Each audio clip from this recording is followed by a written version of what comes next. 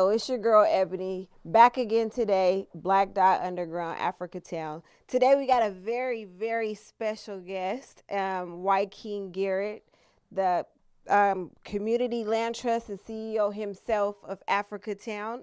Thanks for joining me tonight. It's an honor to have you. Ebony, it's an honor to be here. I appreciate that. I'm glad I could be one of your early guests. You know. Oh man, we kind of started this, so you had the internet going nuts when we just did a little, impromptu, jump on the mics. Man, we got to do it like that, right? Yeah. So tonight, first and foremost, I want to say congratulations. Congratulations on the 2 awards you got back to back. The Best Urban Project Award in Chicago, Affordable Housing Finance Magazine. You just got the Liberty Bank building was awarded the Best Urban Development Project in the nation by Affordable Finance Magazine, and that was out of over 100 entries from across the country. So yeah, that's big. Straight out Liberty the CD. Bank building, straight out of the CD. Fresh out the CD. That's dope. Africatown's on the map. And then you being the most influential person in Seattle 2019 Seattle Magazine. They said one of them. They said influential person, To the CD, you're the one. So congratulations on that. Yeah, it's us, man. I mean, well, you've been influential in my life personally for as long as I can remember. So I appreciate you. Remember we was talking about you gave me my first check, my first legal check. That's something I feel good about. I feel that when I hear those type of stories, that's what really, gives the energy and, people that really know that's from the community that feel it, Yeah, I mean, you believe the children was the future, just like Whitney said, right? Man, that's a fact. It's a fact. They're the present too, to be real about it. Our children, our young people are very powerful. I think it's one of our most untapped resources right now, Yes, I know.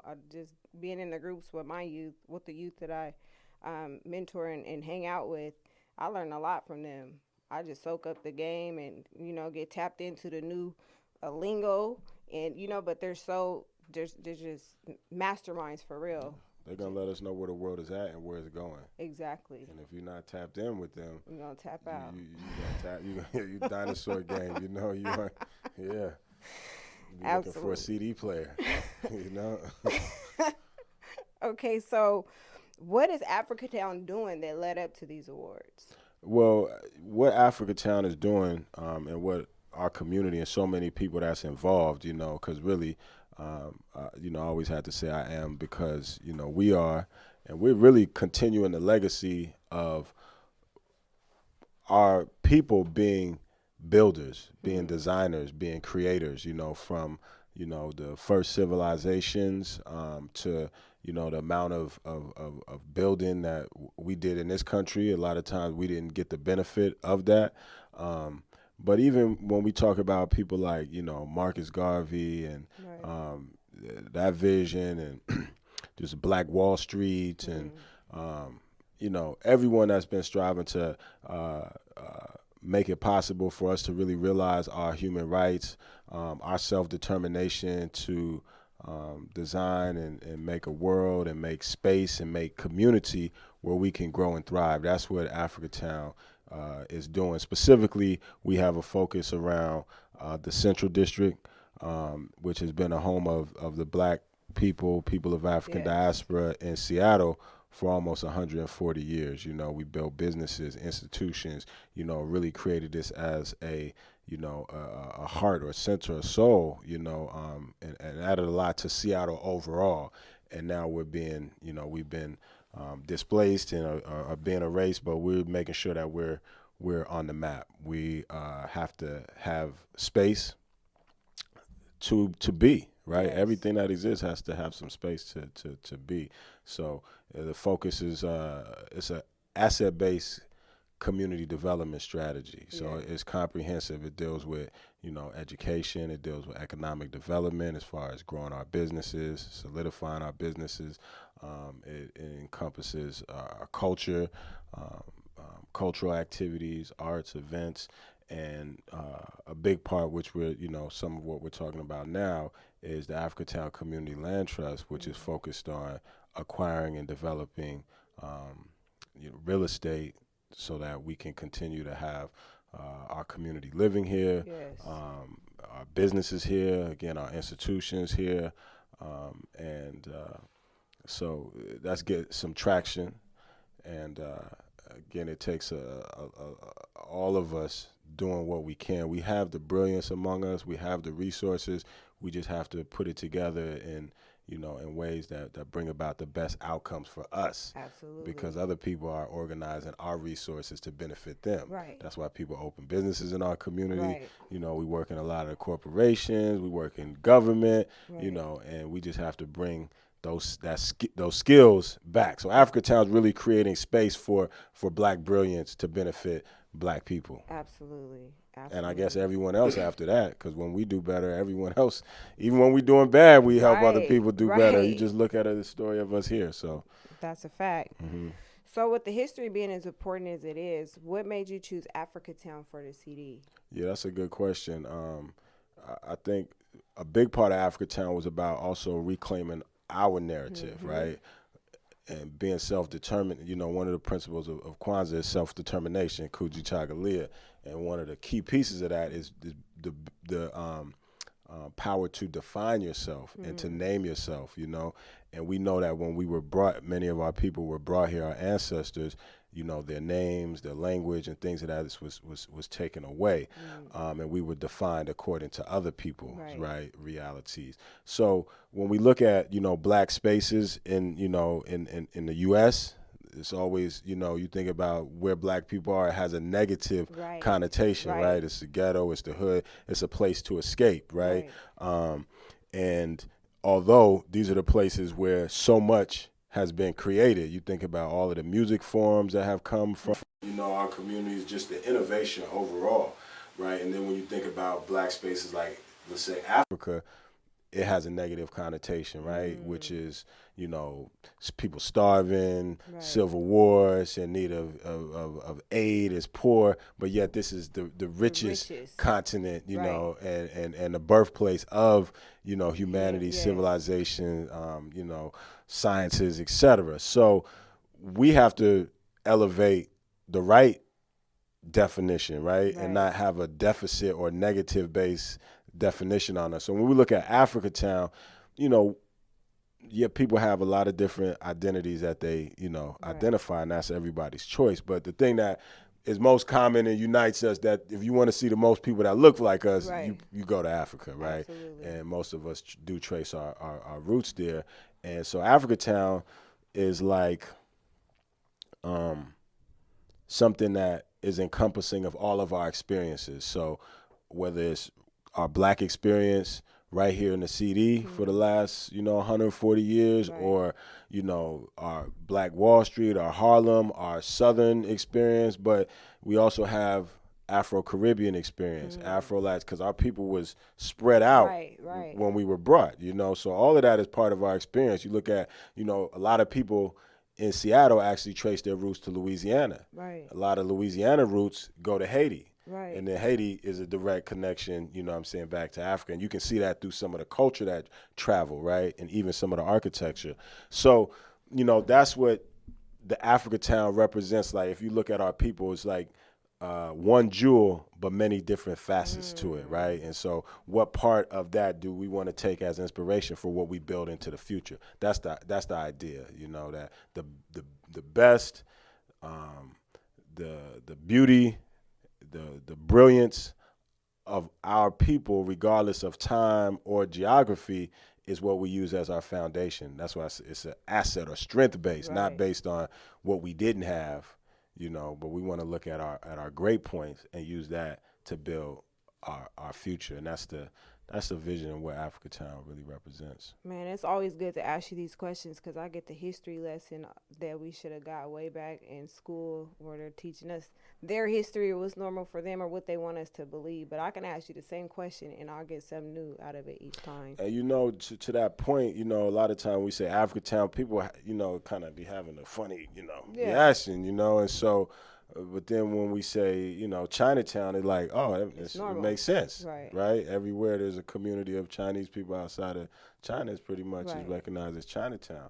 But beyond that, if you look at just the U.S., so many things are named after Europeans, right? And connecting to their mother country, Right. right? You got New England, New Hampshire, New Orleans, you know, New Amsterdam or New York, right? These are all direct connections to their, I mean, and then we got whole states that's even named after just one single white man, right? Like our state, Washington, right? Pennsylvania, this is just one man. So when we talk about having just a part of a city that's named after the birthplace of humanity or honors that, why is that hard to comprehend for people? Socialization. Right. That, you know, just that negative programming. So that's the first step is like, let's unprogram that. You know what I'm saying? Right. With our own roots. That's what's up. So what inspired you to be the people's warrior so young in life? Because I know I'm not that much younger than you, but when I was younger, you was already active in the community and looking out for the youth and involved. Yeah. You know, I was raised, you know, pretty much on the front lines, right? Like tomorrow, November 23rd, you know, 34 years ago in 1985, my father, you know, basically, and others from the community occupied the Coleman School building and put their lives on the line to declare that as an African American Heritage Museum and Culture Center. So when I was 8 years old, and I have an 8-year-old son now, you know, I was basically a part of that. But, you know, just growing up, seeing, you know, my father, number one, you know,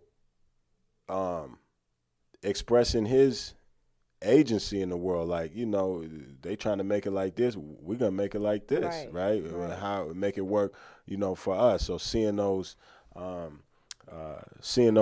efforts and seeing him, you know, put his energy into that, you know, obviously has an influence, you know, and it just, you know, it's like kind of not by choice on certain levels when you have certain exposure and experience. I mean, you know, sometimes what they say, it's in you, not on you. And that's true, but it is kind of choice too, though, because you got some people that grew up with parents that were doctors, and you know they wanted that for them, but they chose to do a different thing. So there's something in you, and I mean it's obviously in you, but there's something on you too that kind of put that in you, the one that made you want to do it. Yeah, I think most of the people that I look to were people that serve, you know, serve and sacrifice for, you know, our people to be in a better situation. And we all must take our sacrifices. You know, if we don't take them, then it's kind of like we just passing them on to the next generation, to our children. You know, so I just see we all have to do our part. Right. Either you're gonna be a commander or you're gonna be a subject to the commands of others. So, like you said, it is a choice, right? Right. Yeah. Choose up. Right. Choose up or lose up, huh? I hear you. So we heard about the city's plan for Seattle 2035. So what is Africatown's vision for Seattle 2035, and what is the difference? That's a good question. Well, we're seeing Seattle's vision for 2035 in motion. Right. And that is an actual document. It's like the comprehensive plan for the city of Seattle, which is part of the Growth Management Act of Washington State, and they always have to keep updating that. And yeah, if you look at it, when we looked at it, we did not see the community that we grew up in, no, you know, no black people, nothing. But our thing is there are black people in the future. You know what I'm saying? And so we had to take, you know, it's like, you know how it is in the movies. Who's the first person that usually get killed? The black person. 9 times out of 10, it's a man. So we had to take the script and rewrite our own script because we didn't see we were not included in that. As we can see, we're being eliminated daily from Seattle. Right. And so our response was not just to complain, but to be proactive and self-determined in creating a process. Black Seattle 2035 was our planning process where we went out to the community, engaged the community, you know, what is the visions, and that's really where Africatown was more shaped in terms of Imagine Africatown was that initiative, and it was like, what would you want to see in a community that was inspired by the best of our past? whether it was the best of the Seattle Black past with, the powerful struggles that happen here, Right. the musical legacy that's in this community, entrepreneurship, just all of the things that happen. We see, Africatown has a Throwback Thursdays that it does with the Black Heritage Society, and it's just bringing so much history of greatness and achievement, that's happened right here in our neighborhood. And so asking people to look forward, and people said all kind of things. People said they want to see a commercial district inspired by Black Wall Street and Tulsa and Rosewood. They want to see, restaurants and places inspired by Miss Helen's and Thompson's point of view, and they want to see musical, whether it's studios or venues and things like that, inspired by the Black music legacy from jazz to funk to hip hop that's been in the city. So it's rich. It's a rich, compilation that really basically creates the vision board, right? And so our vision is that, this is the city is a place, the Central District is a place where the beauty, the brilliance, and the best of the Black experience and African diaspora is growing and thriving in the future. Right. Whether you live here or you come here for a job or you come here for some type of residency or whatever, you can find fertile ground right. as a Black person, a person of African descent, to grow, to realize your potential and your genius. Yeah. These is facts, y'all. History. Look, this is and the future. In the future. And the future. Central District, not Squire Park, huh? Nah, we don't. Yeah, that's what Seattle. Only Christopher we acknowledge is Wallace. Right. That's what the Seattle 35 being executed in Seattle. That's part of colonialism, man. Right. Rename stuff. Right. Just like they renamed us. Right. That's part of, dominating things, that's a fact. Is naming it. And that's why it's important that we choose our own. Right, that's a fact. So with all that being said, with the vision board and the community, all these ideas, how can we collaborate collectively and execute 2035 with Africatown vision? That's the most critical part, because we, a lot of people can relate to Black Wall Street. So everyone, it's we need to, build our Black Wall Street back, right? And then when Black Panther came out, everybody was like, we need to, make Wakanda, whatever, and I think the first place that we need to collaborate or coordinate, align is in our minds. We have to build it we have to conceive it. That's why I was imagine Africatown first, right? We have to get an image of the future that we want, right? And then we begin to align our thinking, our speaking, our actions, our energy, gifts. Our resource, our gifts. Yes, exactly. Yes. And then we'll just see it blossoming. Right. A lot of times this is like a psych out thing. They trick you into thinking you can't, or right. So as soon as we see it, we can move towards, being it, right? And so, I think it's just first coming together. That's the first thing. You say community, if you don't come, we can't have unity, right? So we got to come together in different places, right? Black Dot is one place that, particularly around economic development stuff and growing businesses, that, we have Mastermind, we have think tanks, we got to, do that. And we have to constantly, we have to make it a way of life. Yes. Right? That's the way we'll be victorious, is if we make this a natural way of life. It can't be just an event. Right. It can't, what we're up against is something that operates every day consistently. Right. So we can't just, when something negative happens, we rally against it, or, on a certain holiday we get together, it just has to be, again, in us on a regular basis, where, in our families, we have to talk about it, talk to the children, spread the knowledge from the previous generation, envision the future of just on a first individual level. Right. How do you want to be a positive factor in it? And then, well, how do we want our family, to be working and, and things of that nature. So on a basic level, get connected through the web. through the internet, right? So you can know what's going on, Right. find ways to plug in, come together, bring your ideas, bring your resources, and we figure it out. We don't have all the answers. The community, the answers, the people have the power. Right. We just got to bring it together and channel it Right. in more efficient and effective ways. And so we're striving to create platforms to do that, just like with Africatown Media Network and the team there, Omari and everyone that's behind the scenes, communication. One thing my father always said is that if two or more people are going to work together, first thing they have to do is be able to communicate. Right. And so, like, getting a communication platform so that we can exchange ideas. Right. And then having places and times for us to come together. So you said something about Mastermind Mondays, Yes, right? yes. What is that? That's at Black Dot. Mastermind is, people coming together to be on one accord of launching and growing businesses. It's focused on helping Black entrepreneurs, business owners launch and grow their enterprises. And it's a supportive environment. It's a collective, problem solving. You bring something, Right. you get something, right? Right. And it happens every Monday at Black Dot. It's facilitated by our brother Curtis Calhoun, the real life coach.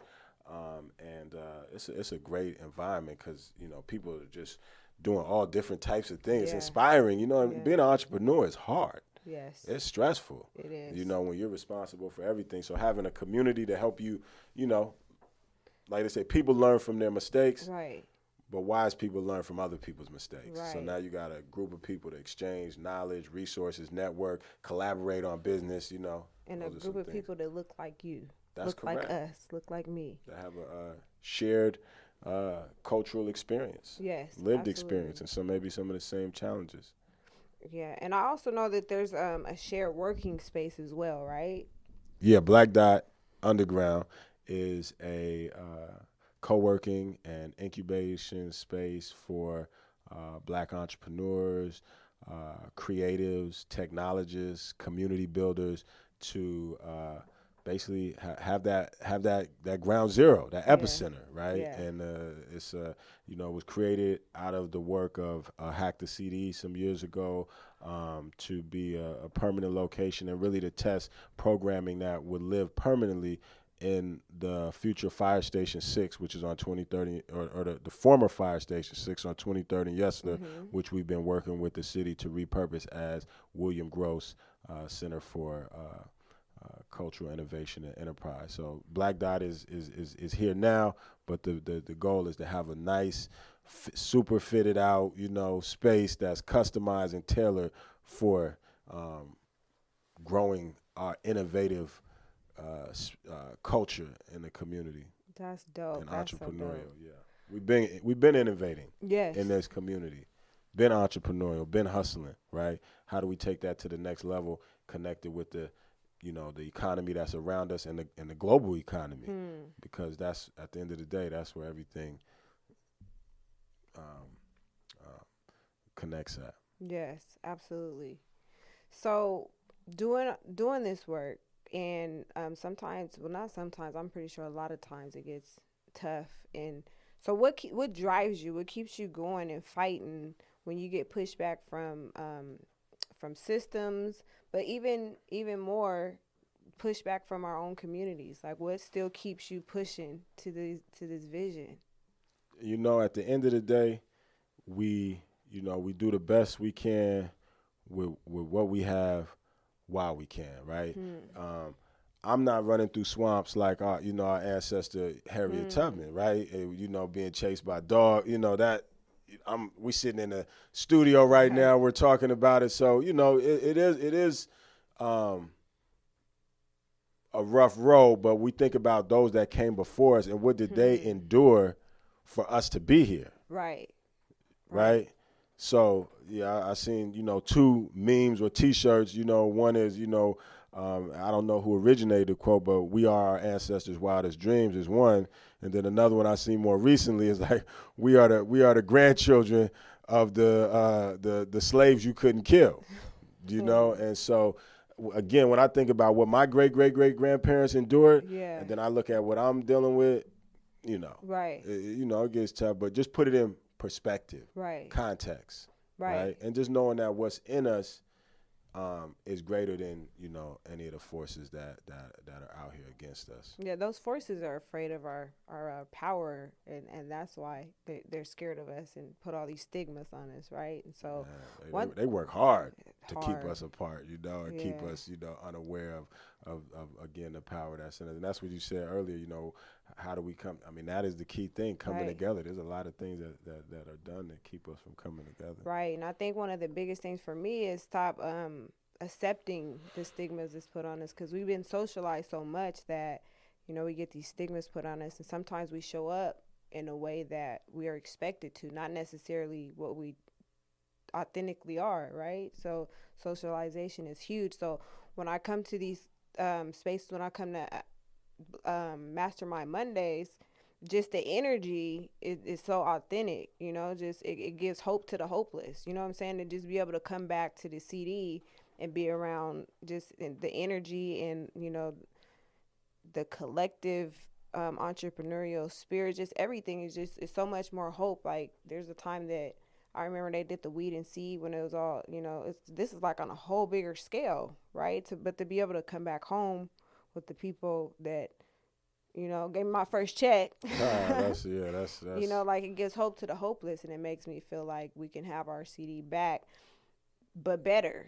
And just to see, what you're doing, again, we're paying it forward. Now you got the next generation, and you're, helping guide them so they don't hit the same roadblock. Because that's progress, Right. We're all going to hit, our roadblocks and stumble. Right. But each generation should make it further down the road before they stumble. We shouldn't stumble over the same exact things, So that's great to, and inspiring to see you. You ask what motivates and inspiring is definitely when you see the next generation or a seed that you planted beginning to blossom, because the idea is that the next generation will be greater. Right. You and those that come after you will do more than what part I've been able to contribute, because you got the best of all of our experiences as well, So yeah, I think it's the future. Our future can be definitely greater. It is. We don't have to be stuck. We know what happened. We acknowledge what happened, or we should be acknowledging,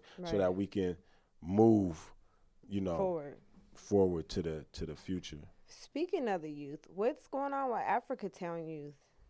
Yeah, I mean, Africatown, there's Africatown Center for Education and Innovation, which is focused on, developing and promoting solutions for education, our growth and development in the community.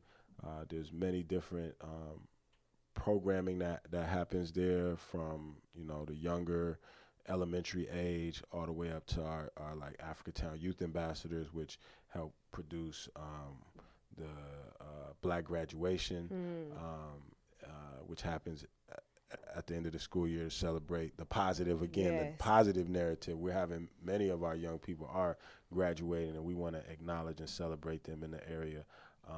But it's all about developing. We had the technology and STEM or STEAM programming, science, technology, arts, math. We had Young Geniuses. We had the Minecraft hackathon just this past summer, and usually you can find the programs during the winter break, spring break. Just that supplemental on the weekends, supplemental programs. There's a good amount of culturally grounded, what they will not get in the traditional school systems, the knowledge of themselves, positive images of themselves, Black instructors that look like them, curriculum that reflects, their lived experiences, and the great high expectations and aspirations that we have for our children, because a lot of times the children respond to what they perceive as what's expected of them. And we expect nothing but greatness from our next generation, and we strive to create systems to help them tap in and manifest their greatness. Absolutely. That's amazing. That's so amazing. So what's next for Africatown Central District?